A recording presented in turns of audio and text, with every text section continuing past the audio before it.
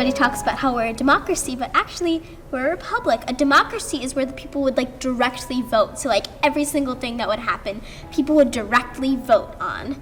But a republic is where we elect our representatives and then they vote on things. So we're actually a republic. Yeah, if you think about it, it would be difficult for everyone to vote on everything. Every single street light, every single stop sign. Yeah. No one would have enough time to do it. People don't care about every single issue. So we put our trust in our representatives to vote the way that we hope they do.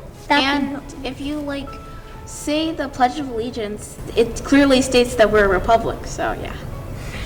And going back to what you were saying, that's why it's so important for us to be involved, because this isn't a democracy, this is a republic.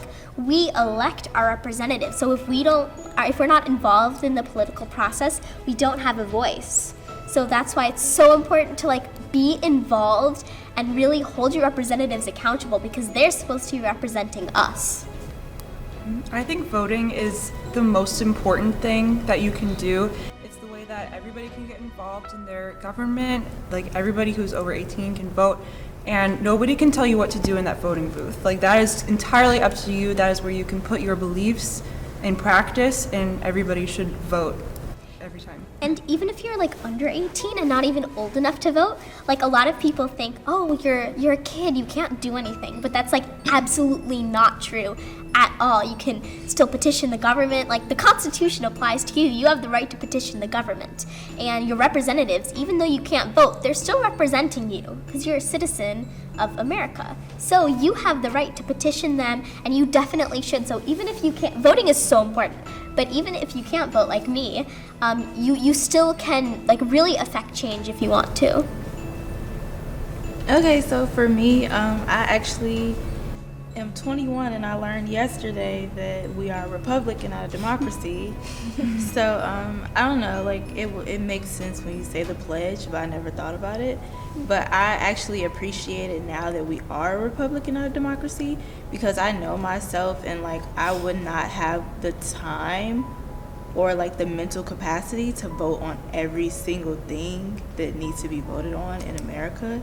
Like it would get to the point where like the only thing I would care about voting on would be things that directly relate to me.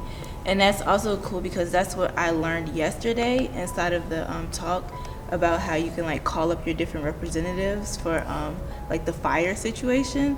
Like I didn't know you could actually call up a representative about like your property, like zoning, property taxes, things like that. Like I just always assumed that once somebody was in office, like you just kind of trusted them for like whatever their term was, and then when it was over, it's like, okay, like let's evaluate. Oh, you did kind of good, like maybe you could come back, or that was terrible, let's find somebody else.